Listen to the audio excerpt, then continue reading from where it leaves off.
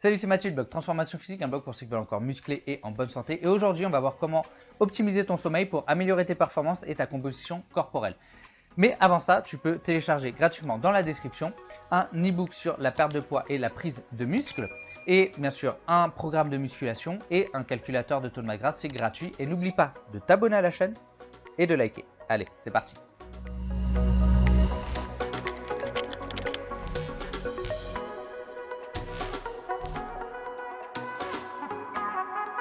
Dans la dernière vidéo, on a vu que le sommeil avait un impact important sur tes performances, ta prise de muscle et ta perte de gras. Si tu ne l'as pas vu, je t'invite à aller la voir juste ici, je te la mets en haut en affichette.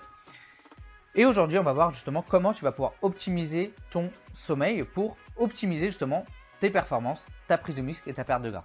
La première question à se poser, c'est déjà le temps de sommeil. Combien de temps est-ce qu'il faut dormir? Est-ce qu'il faut dormir 2 heures par nuit? Est-ce que 5 heures, 8 heures, 9 heures, 10 heures, 24 heures, 32 heures, hein, comme certains, je vise personne. Hein. Et en fait, c'est interindividuel le temps de sommeil, mais globalement, la plus grosse partie de la population, c'est entre 7h30 et 8 heures de sommeil. Par contre, c'est surtout pour les personnes sédentaires et les sportifs, eux, nécessiteraient un plus grand temps de sommeil. Il y a une assez petite part de la population qui n'a besoin que de moins de 5 heures de sommeil et idem pour plus de 9 heures de sommeil. Alors pour savoir de combien de temps de sommeil tu as besoin, en fait, va falloir le noter. Chaque nuit, tu essayes de voir à peu près combien de temps tu as dormi et tu essayes de voir comment tu te sens. Et là, tu vas réussir petit à petit à un peu cibler ta zone de sommeil optimale. Alors, ça a un inconvénient, cette méthode, c'est que c'est purement subjectif en fait. Et tu pourrais ne pas t'apercevoir que tu es fatigué, ne pas t'apercevoir qu'il y a des effets négatifs d'un manque de sommeil sur toi. Mais ça reste quand même la méthode la plus simple et elle reste quand même relativement fiable sur ton temps de sommeil optimal. Et surtout, ça t'évite d'aller faire une polysomnographie en laboratoire. Alors comment tu vas pouvoir faire pour optimiser ton sommeil? Déjà, il faut que je t'introduise le principe du rythme circadien. Le rythme circadien, c'est un rythme sur lequel fonctionne ton corps sur une durée de 24 heures. C'est-à-dire qu'à certains moments du jour et de la nuit, ton corps va produire certaines hormones. Il va se passer aussi d'autres processus comme une variation de la température corporelle, etc. Et ce rythme en fait circadien, il va dépendre de tes habitudes, de l'heure de tes repas. Il va dépendre aussi de la lumière, etc. Il va dépendre de pas mal de choses. Donc déjà, la première chose à faire, c'est de respecter ce rythme circadien. Donc d'être assez régulier dans tout ce qui va être horaire de coucher, horaire des repas, exposition au soleil, etc. On va y revenir sur tout ça. Parce que justement, il faut que tu sois en phase avec ce cycle circadien. Si tu as une vie totalement chaotique, que tu respectes, tu manges un peu à n'importe quelle heure, que tu te couches à des heures totalement différentes à chaque fois, et là, ça va justement te dérégler par rapport à ton rythme circadien et par rapport aux productions hormonales, etc. Même si ce rythme circadien s'adapte à ton mode de vie, il ne s'adapte pas 100% totalement. Tu crois que c'est du respect, ça? Tu crois que c'est du respect, mon garçon? Est-ce que tu crois que c'est du respect?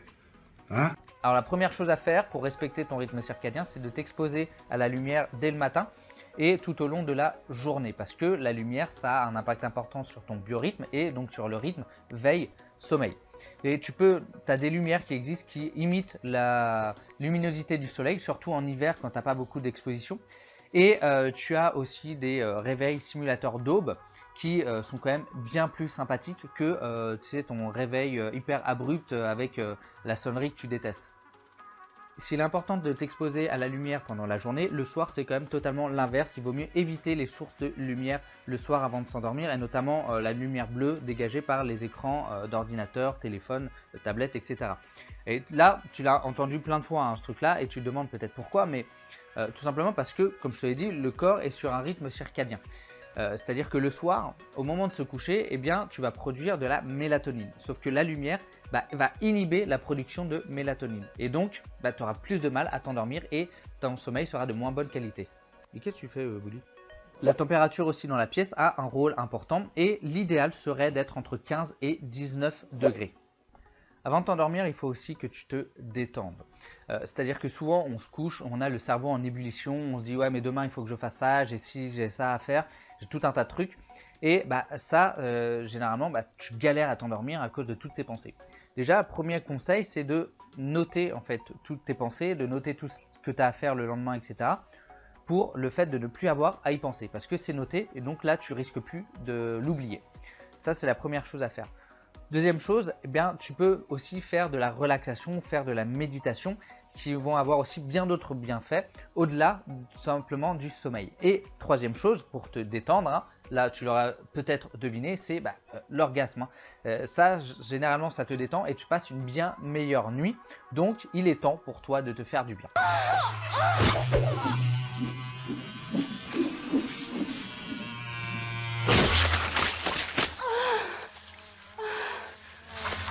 Bon là, je vais peut-être te dire quelque chose d'évident, mais c'est important de le rappeler. Évite quand même les excitants juste avant de te coucher, comme la caféine, parce que ça va dégrader justement ton sommeil. Il faut aussi que tu aies un environnement qui est vraiment propice à l'endormissement. Donc typiquement, un endroit silencieux. Voilà, si tu as des scooters qui passent toute la nuit en faisant un boucan pas possible, ou que tu as un voisin qui gueule pendant la nuit, qui pousse des cris, eh bien, ça va être compliqué de t'endormir. Et je parle en connaissance de cause pour ces deux raisons. Et bien sûr, il faut une bonne literie, hein, bien sûr, parce que si tu dors sur les cailloux, ça va pas être aussi confortable que de dormir sur un super matelas. Il y a aussi l'activité physique qui a un impact important sur la qualité de ton sommeil, même si tu fais du sport le soir. Et enfin, si jamais tu as passé une mauvaise nuit, tu peux aussi faire des siestes de 15 à 20 minutes. Alors, bien sûr, ce n'est pas la solution miracle de faire des siestes, ça ne permet pas de rattraper totalement une mauvaise nuit de sommeil. Voilà, avec tous ces conseils, je pense que tu as de quoi passer de bonnes nuits.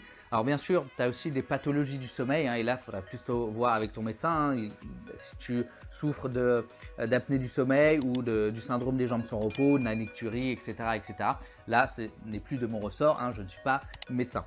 J'espère que cette vidéo t'a plu. Si c'est le cas, n'hésite pas à t'abonner à la chaîne et à liker. Et puis moi, je te dis à la prochaine pour une autre vidéo.